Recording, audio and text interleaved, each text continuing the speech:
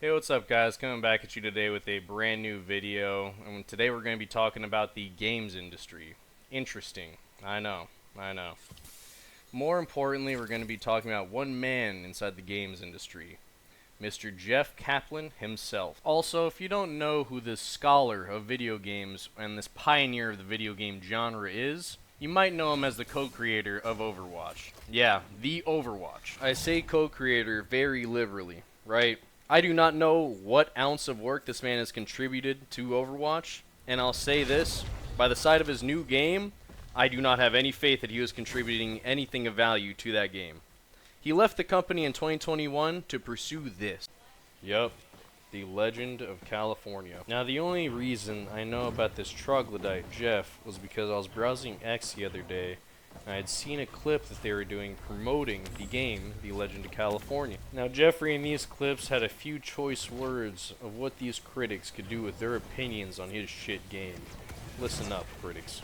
Never understand any being hostile about it or being rude about it, but I understand being upset, and I understand voicing your opinion. Alright, you know what? Maybe I was wrong. Maybe Jeffrey is spitting. Maybe this man is giving us some high intellect conversation. Hold on, let's finish this clip and see what he has to say. But like, if a game comes out and you don't want to play it and you've never played it, shut the fuck up. No one cares. Like, we don't need to hear that you weren't into it. Like, I feel strongly from stupid-ass developers like this that they're the reason why we are primarily getting slop like this. And this. And this. And... wait. Oh my god, why is there so many? Alright, I'm sure you guys remember when this gem dropped a little bit ago. Now, I remember the Twitter beef that was associated with it, when Randy Pitchford pretty much shoved his foot up his mouth so far he was probably gagging. I gotta know, is this a new trend just between developers? Because, like, when Randy Pitchford was on his whole tirade, it was originally because PC players were saying that the game was unoptimized, which it was. And instead of delivering promises, they were going to upgrade the product and they were going to do stuff for your community, whom has paid $70 for this shit product, he just said, you know what, you might need to upgrade your PC instead. What kind of fucking bullshit is that? Now, I'm not saying that you should be able to run this game on a computer that's running Windows XP and has a graphics card that's in the single digits, right? But people are running this game with 50 series cards and 9800 X3Ds, which would normally destroy any other game out there, right? And that's going to be your excuse for you having some unoptimized slop, right? And they would argue and try to peddle off DLSS as if it's a sufficient option, but I would say that your game should be able to run standard on 60 FPS without having to apply an AI filter over it, right? Anyone that has this type of logic can kindly just shut the fuck up. What is with this? Oh my god, I'm so upset they decided to make this game that I have no interest in. Like, so, wild concept, right? But maybe people would be interested in your game if you showed that you actually gave a fuck what they think about it, right? Crazy concept, I know. It's insane, mind-blowing. I'm not running to the internet every time there's like a TV show on. Well, I'm not watching any TV shows either, but... Wow, that was a actual great analogy. Thank you so much for that insight, Jeffrey.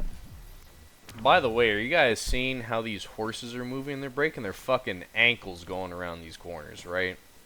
This is a brand new game set to launch in 2026, right?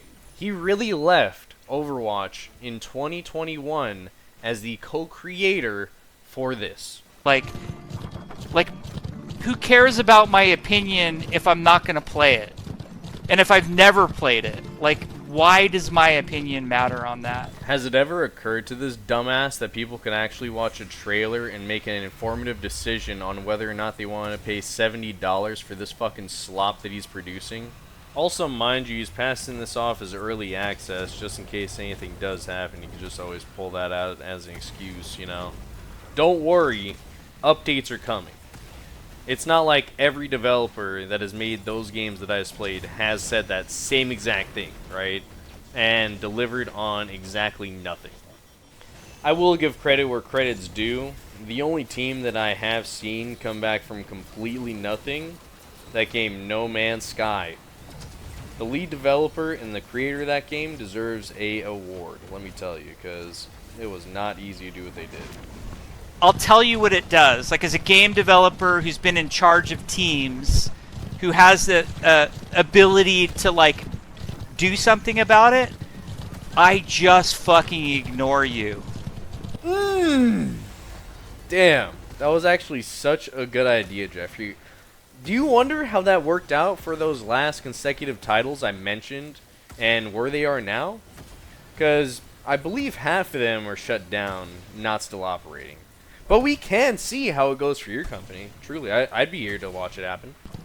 That's all you've accomplished is like, I guess I'm not, like, gonna listen to you anymore because you're so off the deep end that it's not even worth listening to you at that point. So, I don't know. Listen, I might be off the deep end, but I know, alright? And just by the sequence alone, I could tell how chopped this game was gonna be. Look at this. For a high-level studio of Jeffrey's caliber, I would really expect something more. An actual animation of you getting off your horse, you know, you stepping off the carriage, but not fading into a black screen just to glitch into the carriage and to spawn into the actual world. What kind of bullshit is this? So, now that we're done talking about Mr. Jeffrey's live stream, I really want to go over the trailer for The Legend of California and see if we could draw any parallels for some popular titles we know in the survival genre. I love survival games, right? I played DayZ, I played Scum, I played The Forest, I played Rust for a disgusting amount of time, and this draws some very distinct parallels. So grab your popcorn, grab your little sody pops, grab whatever snack of choice you have, and let's get into The Legend of California.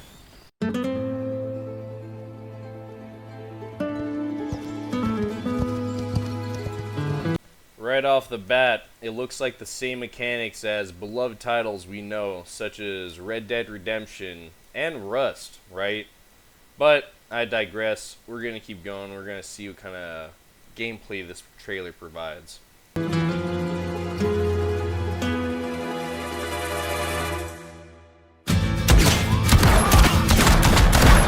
You know, if you wanted to play a Western game that was actually fun, you could just play Fistful of Frags, right? But if you wanted to play a survival game that had these quote-unquote Western-like mechanics, you could just play Rust.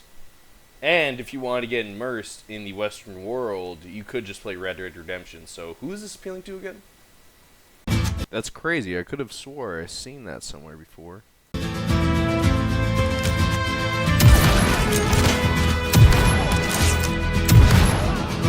Oh wow, interesting. I wonder what game they got their inspiration from.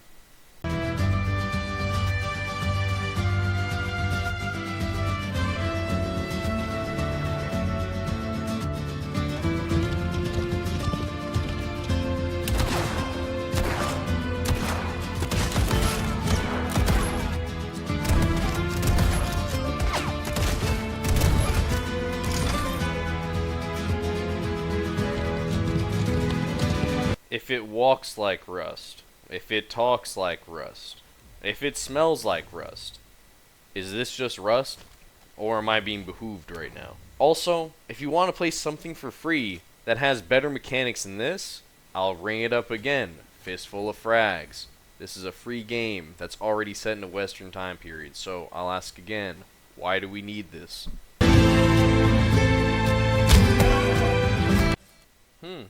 Interesting. Let's just throw a crafting system and hunting into a game, just call it a survival game. So real. I know the Yoko when I see it.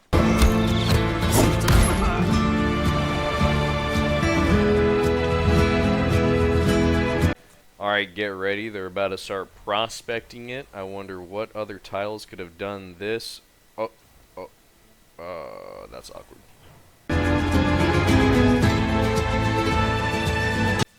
Do I need to say more? Like, truly.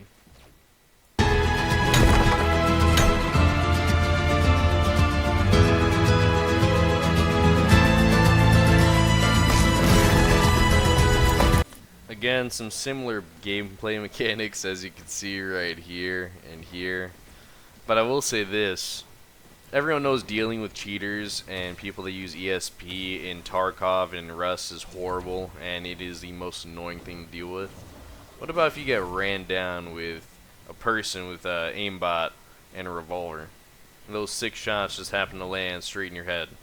I can already envision the Crash Out compilation I'ma see on my feed.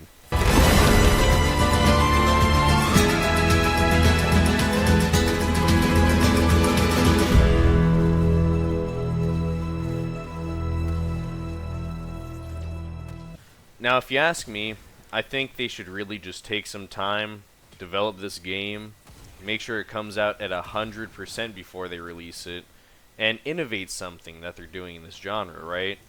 Don't make it so much so of a carbon copy of other games that people are going to notice similarities like that if you just play the genre enough. And for enough shit titles that there are like this, and things that I don't care for, and I really don't see the audience for, because again, I would argue, if you want better mechanics, play Fistful of Frags. If you want a more immersive story, just play the Red Dead Redemption series. And if you want just a survival game that's fun, that has similar mechanics to this, play Rust. All that glitters is truly not gold. For as many titles as there are releasing like this, in this state, or in early access, I have seen some very promising early access titles, right? For example, this one I was playing recently is called Nakwon. This game is being developed by a major South Korean and Japanese publisher. They make mobile games like Blue Archive, Cartwriter, and PC games such as The First Ascendant and Counter-Strike Nexon Studio. Now, I think I'm holding this game in such a high regard because when I did play the playtest, the world field lived in, the actual mechanics of the game were really fun to play with. They had proximity chat, which is always a fucking W, honestly, if you have something like that in your game. Most of the combat was focused around melee combat, and sound was heavily influenced in this game, right? If you made any sort of noise, if you made a car alarm, if you shot a bullet, if you had a gun, the whole map and zombies more or less would start attracting and coming towards you, right? So you're really incentivized for a stealth play style, but you could run it any type of way you want. There was grappling hooks so you could climb up the side of the building. There were so many different avenues you could explore. And I can't help but compare the two. When I see something beautiful like Nakwon come across my desk, right?